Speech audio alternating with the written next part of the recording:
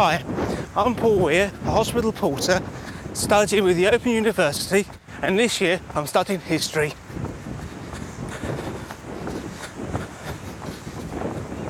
At school, I was labelled as thick and stupid by all the teachers, and probably I was, I don't know. He was always, I suppose, a bit ashamed that he hadn't actually got any qualifications. It is quite a big move, so he really had to think about how it would fit in with his life. When Esther finished her degree, I thought I'd have a go. I chose Open University to study my degree with simply because it's the only university at the time who did not require any formal qualifications to get in. It's open to anybody. Once I've completed my degree, I intend to become a history teacher. I want to teach inner city kids who have been possibly labelled like me, to show them they can change that. When I first came, he was quiet, introvert, and since I've been here, he's become quite boisterous, full of life, can talk to anybody now. How's you today?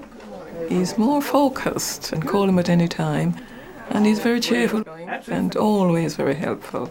I actually asked Open University what could I do, and they sent me packs designed for students who are coming back into studying. The starter pack taught him how to organise himself. Organise your space. Once I realised what I wanted to do and start studying with the Open University, I went into panic mode. I realised that I needed somewhere to study, and here it is, my little study. All these books here are previous courses I've done. On the chair out of the way over here is this year's course. It's the first course that I've had so much material. My enlightenment calendar's up here. It lists all of the week's studying. For example, this week I should be doing Voltaire's, which is that one there, part C. I don't have any televisions, but I have an essay due, which will be returned by the 15th. I've got my stereo system here with my classical music, and I hated classical music when I started, but now I actually really enjoy it, because before that I'd listen to Bruce Springsteen all the time, and I had a habit of singing to that one, which also is not very good when you want to study. Because it's his little area, it hasn't been hoovered for a long time.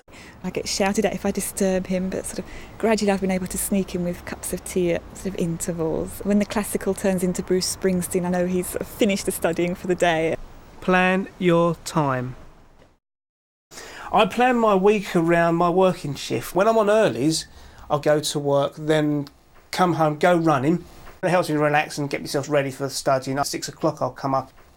Might at 8 o'clock say I've had enough of this and go for a pub for a drink. When I'm on late, I'll get up in the morning, come up here to my study, and I'll start looking and reading at what I'm supposed to do for 2 or 3 hours. Certainly his confidence has increased. He's become more interested in a much wider range of subjects.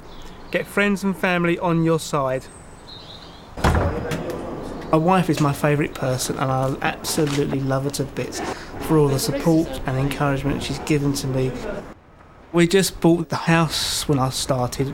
First year, the mortgage was based on my wages only, which included my overtime. I couldn't study and do the overtime. Overtime had to go. I couldn't do the Open University without Esther saying, "I'll look after us."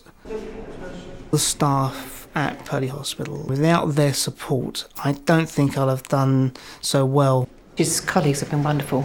They've been absolutely great about changing their schedules and working it around him. Because we have a lot of downtimes in the hospital, I mean, most of the work goes on during the day, and then in the evenings he would be sitting at the reception desk just meeting and greeting patients and relatives as they come and go.